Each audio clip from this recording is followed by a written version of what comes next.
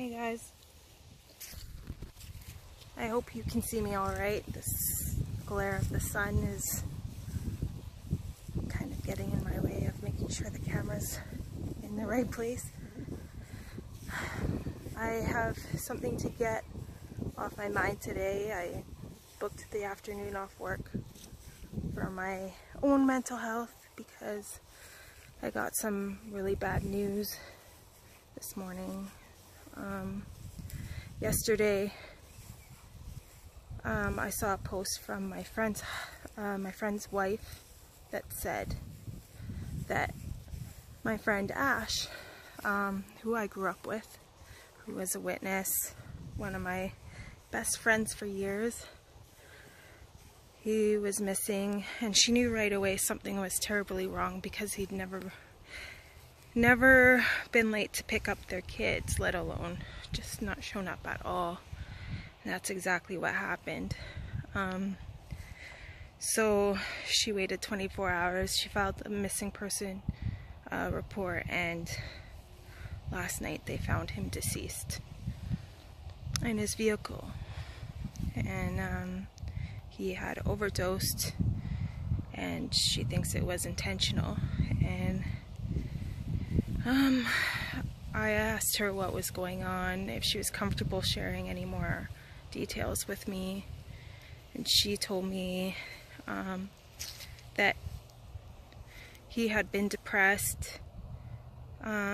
His family started treating him differently in the last couple of years.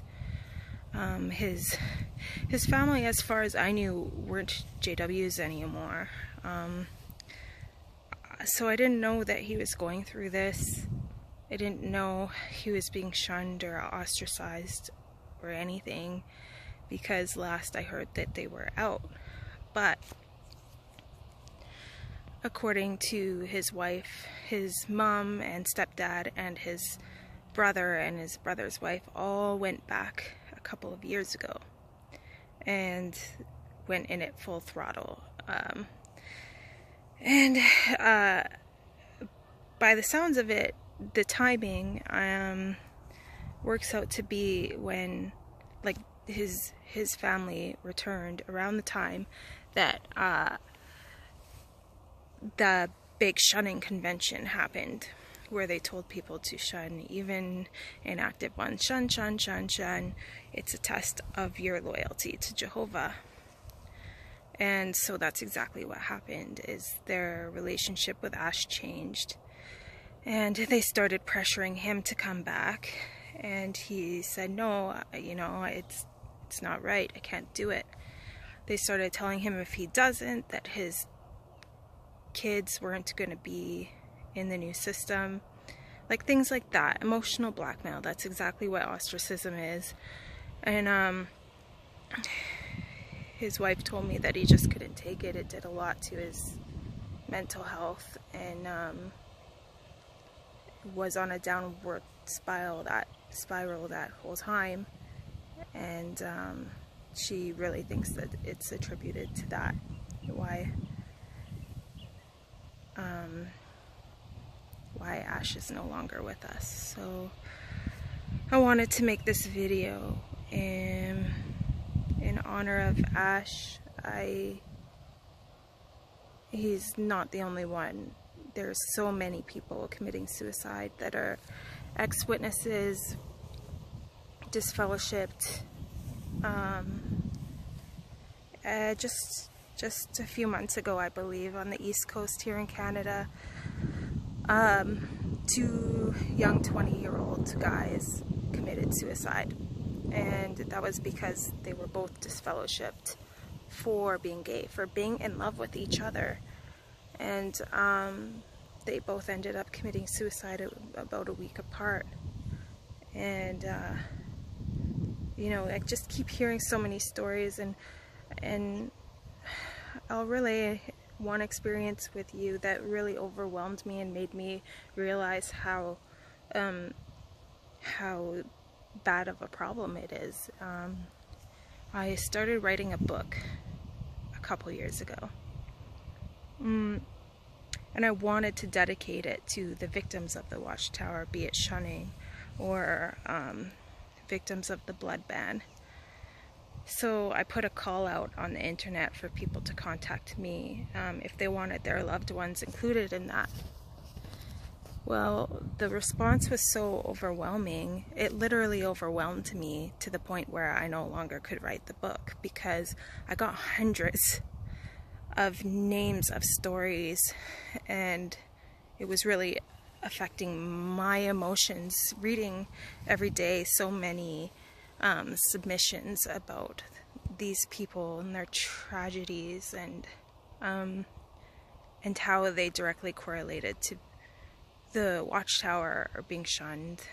And you know, a lot of us, most of us I would say, who have been disfellowshipped have at least thought about suicide. I know I have in the past, and this is why we wanted to come up with a central place where people can find assistance when they exit, which is what fastapostatearmy.com is. But I feel really not responsible, but it's just weighing really heavy on me today that we just launched the site like within the week, and I was so busy plastering this website all these different places that I didn't even think to send it to Ash. And maybe it could have helped him. I don't know, but maybe it could have. And it made me think that we as activists need a reminder sometimes that to make sure that we don't get so busy and so caught up in letting people know who don't know about the harmful policies of the Watchtower. Like, sometimes we need to make sure we're paying attention to those who do know, and even those who have been out for a long time and we assume have adjusted and adapted to life and found meaningful relationships and all that. They can seem okay, but maybe they're not, and we should be checking in with each other more and making sure that they get the help that they need. Ostracism has been shown to be one of the most harmful things you can do to the human psyche. It's manipulative, it's emotional abuse, it's bullying to the extreme, especially when your families are involved. So I'm just really shaken up today, and I feel like I could have been there for him more than I was. In fact, I wasn't at all over the past few years. I hadn't talked to him in a few years, and I had no idea. So what can I do to help now? Well, I was thinking that maybe we as a community could come together and maybe help his wife and alleviate some of the burden by raising a little bit of money for his funeral.